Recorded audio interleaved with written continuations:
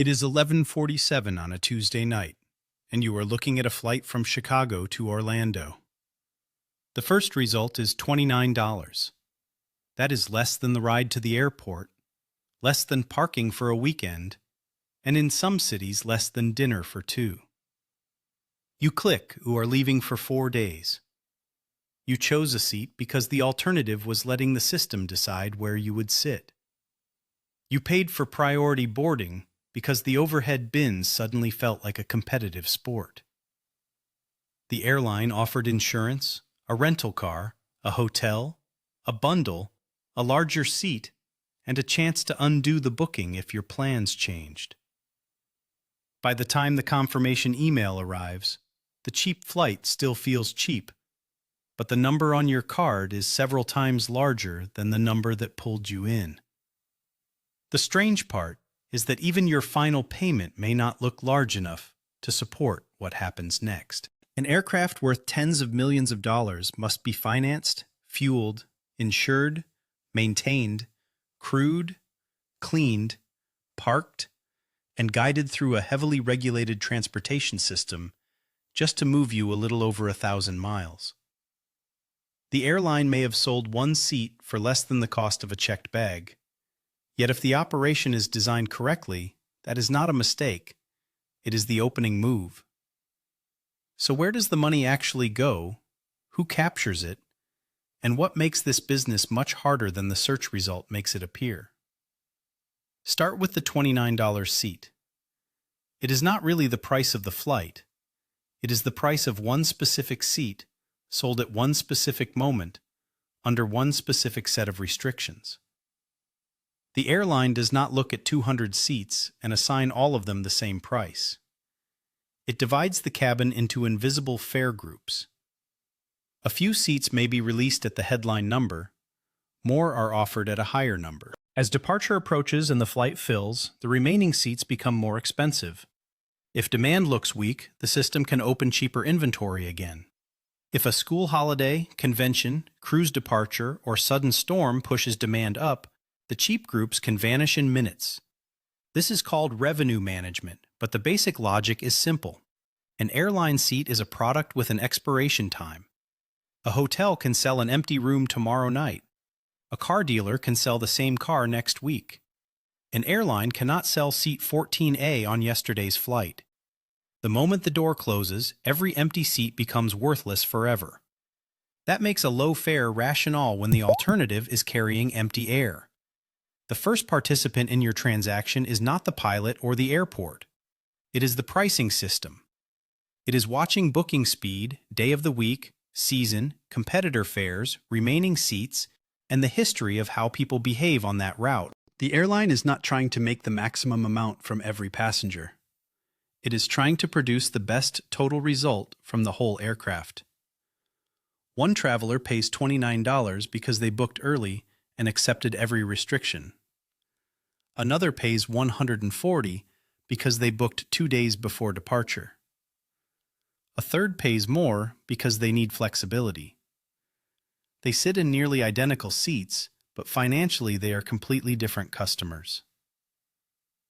The search platform enters next. It may show the lowest fare across several airlines, which is useful for you and dangerous for the operator. On a screen where every carrier is reduced to a number and a departure time, a difference of $10 can decide which result gets clicked. That creates the first major incentive conflict. The customer wants the complete price immediately. The airline wants the lowest possible number to appear at the moment of comparison. This is why budget airlines care so much about direct bookings. When you leave the search platform and complete the purchase on the airline's own website, the airline can avoid some outside distribution costs, keep control of the customer relationship, collect your email address, offer additional products, and invite you back later without paying another company to find you again.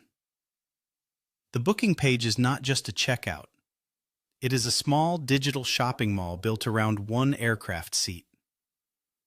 Now the $29 begins to separate into different pockets. Some of it may be tax collected for a government. Some may reflect airport or security charges that the airline passes through. Payment processors take a small portion for moving the money. The airline keeps the remainder as fare revenue, but it has not earned all of it in the practical sense yet. It still owes you a flight. Then the menu begins. The first item is baggage. To a passenger, a bag looks like a suitcase being placed on a conveyor belt. To the airline, it is labor, weight, equipment, sorting, tracking, loading space, claims risk, and time. A checked bag must move through the airport's system, reach the correct aircraft, be loaded without damaging the aircraft or the bag, and appear again at the destination. A carry-on avoids part of that ground process, but too many large carry-ons slow boarding, fill bins, create arguments at the door, and turn a carefully timed departure into a moving furniture problem. The fee does two jobs at once. It creates revenue and it changes behavior. A passenger who does not need a bag does not pay for one. A passenger who does need one reveals that need and pays more. Depending on the airline's operating design, the price can be set to push bags toward the cabin or toward the cargo hold. The fee is not simply a charge for fabric and wheels. It is a way of sorting customers by how much complexity they bring into the system. At some ultra-low-cost airlines, recent financial reports have shown that non-fare revenue per passenger can be larger than the fare itself. That sounds like the ticket has become a decoy. In one sense, it has. The base fare earns attention. The additional choices turn a low-value browser into a higher-value customer. But that does not mean every fee is pure profit.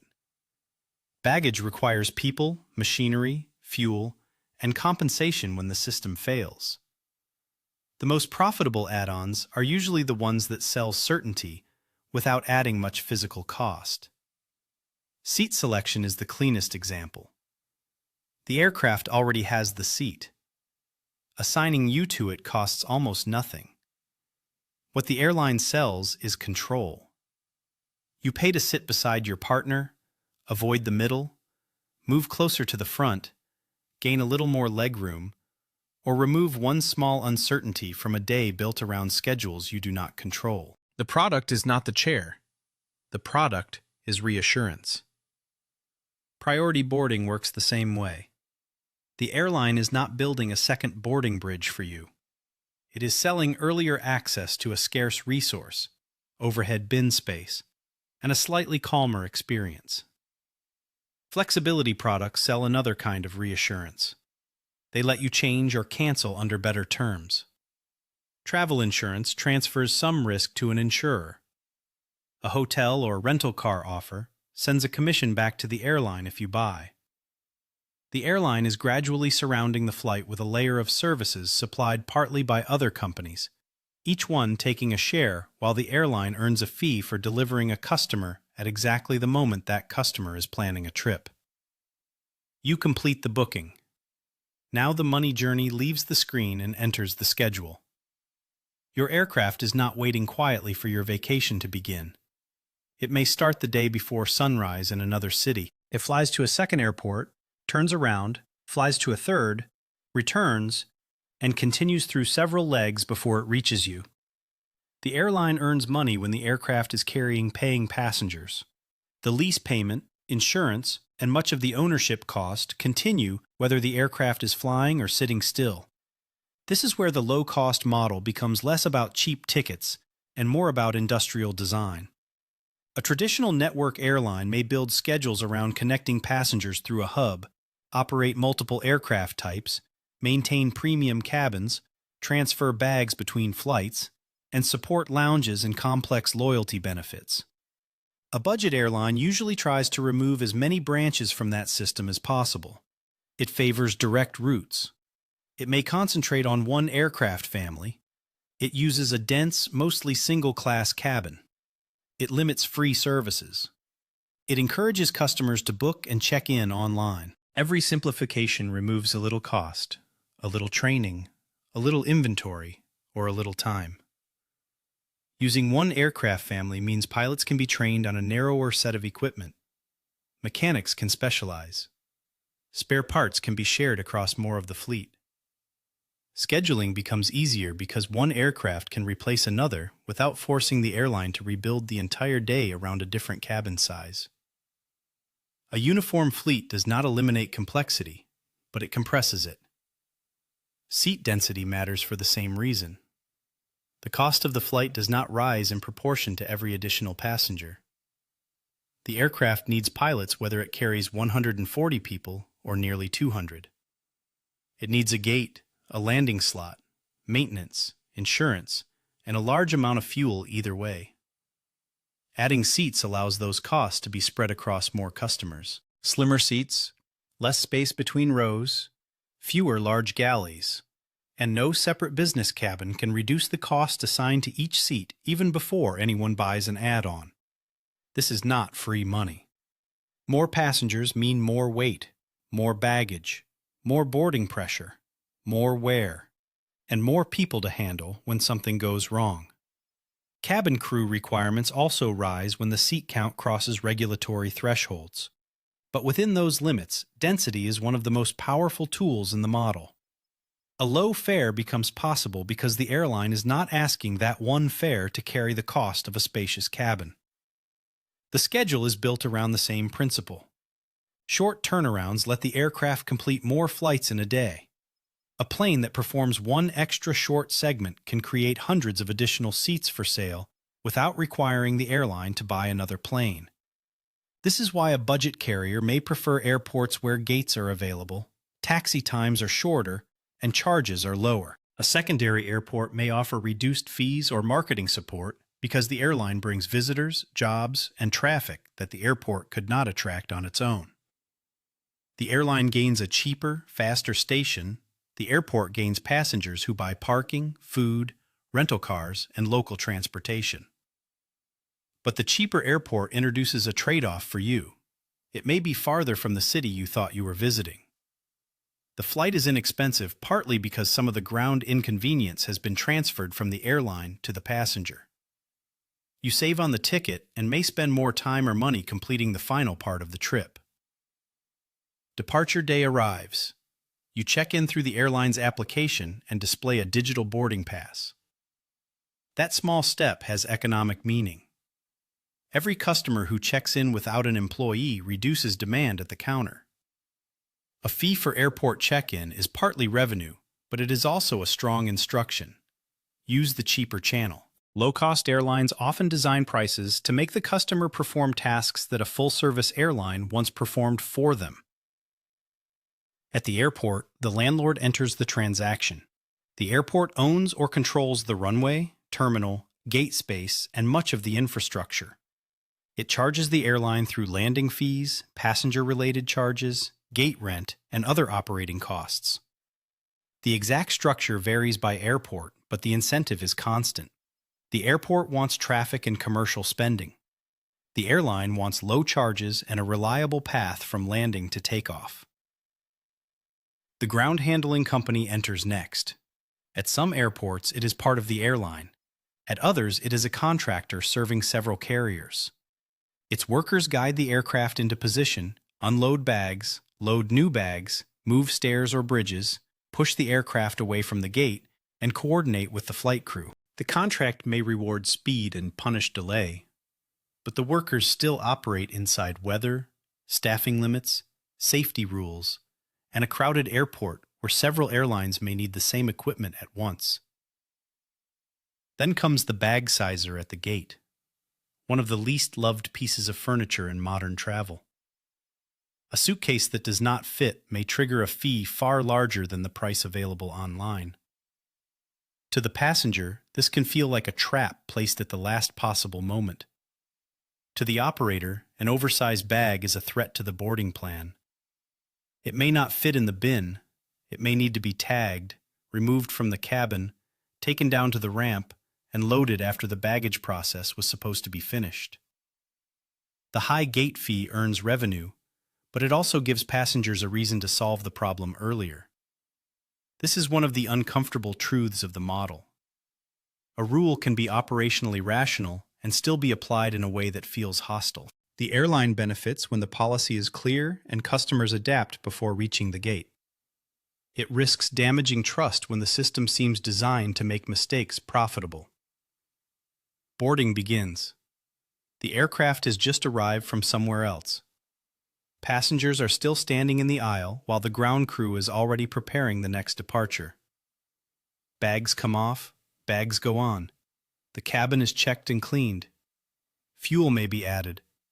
The pilots review the route, weather, aircraft status, and required documents. The cabin crew performs safety checks and prepares the cabin. Catering is limited because every trolley, oven, product, and service step adds weight, loading work, inventory, and cleaning. The turnaround is a choreography in which several jobs happen at the same time. If one stops, the others begin to collide. A late fuel truck blocks departure. A maintenance warning keeps the aircraft at the gate. A passenger needing assistance cannot be rushed. A missing bag may have to be located and removed. Air traffic control can hold the flight even after the door is closed. Safety always has the final word, which means the schedule can be optimized, but never allowed to overrule the rules that keep the aircraft safe. Now we reach the reversal. From the booking page, baggage and seat fees look like the heart of the business. They are visible, irritating, and often carry high margins. But the deepest source of profit is not a suitcase fee. It is the cost structure underneath the entire journey. Ancillary revenue helps the airline advertise a lower fare and collect more from passengers who use more services. Yet no collection of add-ons can rescue an aircraft that spends too much time on the ground, flies with too many empty seats, or operates a schedule whose costs are higher than the market will pay. The airline's real product is not a $29 ticket. It is a full aircraft moving through a repeatable system at a low cost per seat. Imagine a short flight with close to 200 seats. A small group bought the lowest fare. Many paid something in the middle. Late bookers paid more. Some passengers bring nothing beyond a personal item. Others buy bags, seats, priority, food, flexibility, or partner products. The average revenue per passenger ends up far above the cheapest advertised fare. Against that revenue sit several large costs. Fuel is consumed every minute the engines operate, and its price can change for reasons the airline does not control. Pilots and cabin crew must be trained, scheduled, and paid. Airports and air navigation systems charge for access.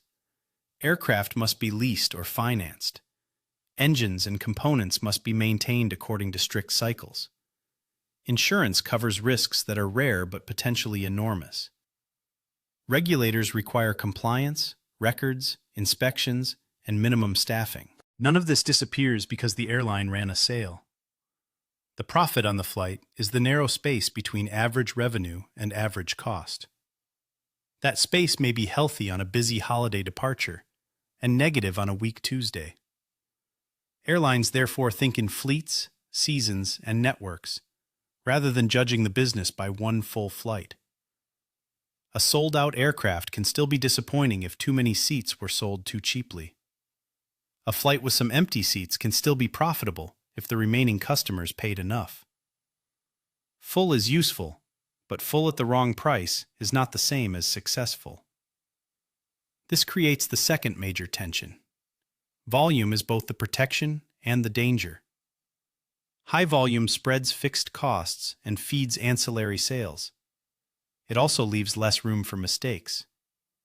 A dense schedule with high aircraft utilization is efficient when everything works.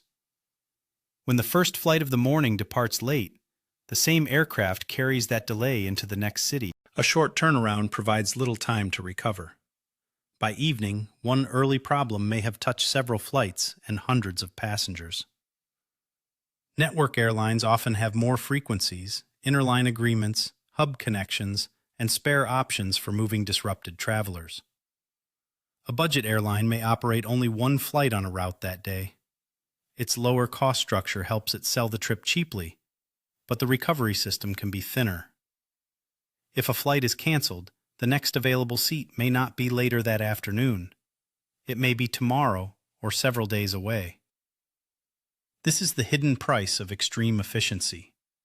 Spare aircraft, spare crews, schedule buffers, and empty seats all improve resilience, but they also cost money. The airline must decide how much redundancy customers are willing to fund. Too much, and the low fare disappears. Too little, and a thunderstorm turns the schedule into a chain reaction. Crew rules create a hard boundary. Pilots and cabin crew cannot work indefinitely. If delays push them beyond legal duty limits, the airline needs replacements or the flight cannot leave. Maintenance creates another boundary. A warning that seems minor to a passenger may require inspection before the aircraft can fly. The operator may lose a night of revenue because the alternative is accepting a risk the system is specifically designed to prevent. The workers experience the model from the opposite side of the spreadsheet. Fast turns and dense schedules raise productivity, but they also compress the time available to solve normal human problems. Ground staff face passengers who believe the airline is being deliberately difficult. Cabin crew enforce bag rules they did not design. Customer service teams handle disruption after the low-cost schedule has run out of easy options. The model can create affordable travel for millions while producing a stressful workplace when staffing or recovery resources are cut too close. Suppliers capture money throughout the process. The aircraft manufacturer sells or finances the jet. A leasing company may own it and collect monthly rent. Engine makers and maintenance providers earn from long-term service agreements. Fuel suppliers deliver the largest physical input. Airports collect charges and commercial revenue. Payment companies process the booking. Insurers price operational and liability risk. Technology firms provide pricing, scheduling, maintenance, and reservation systems. The airline sits in the middle, coordinating a chain of companies that often get paid whether the final flight is profitable or not. That is why airline ownership has always been harder than the public image suggests. Revenue changes quickly. Many costs do not. A fuel spike can erase the advantage of a carefully priced schedule. A labor shortage can force cancellations or expensive overtime. A problem with one aircraft or engine type can ground part of a standardized fleet, turning simplification into concentration risk. Airport charges can rise. Regulators can restrict fee practices or require stronger consumer protections. Competitors can add too many seats to the same routes, forcing fares below sustainable levels. Demand is just as unstable. Budget airlines stimulate trips that might not happen at a higher price. That is a strength when consumers feel confident. It is a weakness when households cut optional travel. The passenger who must visit a client may still fly during a downturn. The passenger taking a spontaneous weekend trip because the fare looked irresistible can disappear from the market immediately. There is another risk hidden in the search result. Once several airlines train customers to choose almost entirely by price, loyalty becomes weak. The same comparison screen that delivered your booking can deliver it to a competitor next month. The operator must stay cheaper, fly at a better time, serve a more convenient airport, or persuade you that its optional extras are worth buying. A low fare attracts attention, but it does not guarantee affection. Still, the model creates real value. The passenger traveling with one small bag and flexible expectations can buy only the transportation they need. Someone who once could afford one trip a year may take 3. Smaller cities can gain direct connections that a hub airline would never operate. Tourism businesses receive visitors. Airports with spare capacity become useful. Aircraft are used more intensively instead of sitting on the ground for long periods. The benefits are not shared equally. A solo traveler on a short trip can come close to the advertised price. A family that needs seats together, several bags, flexible dates, and help during a cancellation may pay much more and experience the stripped-down service as punishment rather than choice. The model rewards passengers who understand the rules and can travel lightly. It charges more when a customer needs certainty, convenience, or forgiveness. By the time you reach the boarding gate, the original $29 has done exactly what it was meant to do. It won the comparison. It filled a seat that might otherwise have expired empty. It brought you into a store where the airline could sell baggage, position, speed, flexibility, and partner services. Your payment then moved outward to airports, workers, fuel suppliers, lessors, insurers, governments, payment companies, and maintenance providers before whatever remained could become airline profit. The cheap ticket is not a scam, and the additional charges are not a miracle. They are parts of a carefully unbundled system. The airline separates transportation from nearly everything surrounding it, lowers the visible entry price, and asks each customer to reveal what else they value. The passenger who wants nothing more pays less. The passenger who wants the trip to feel simple pays for simplicity, one choice at a time. What budget airlines truly sell is not luxury, and not even comfort. They sell access to a moving seat at the lowest price their system can support, then sell control over the inconveniences created by making that seat so cheap. The model works when aircraft stay busy, cabins stay full enough, customers accept the trade-offs, and operations remain disciplined. It breaks when delays compound, costs rise faster than fares, demand weakens, or efficiency is pushed so far that the system has no room left to recover. The next time a flight appears for less than dinner, the number will still be real. It just will not be the whole transaction. And on this channel, the whole transaction is always where the interesting business begins. Subscribe for more stories about the systems quietly shaping everyday life.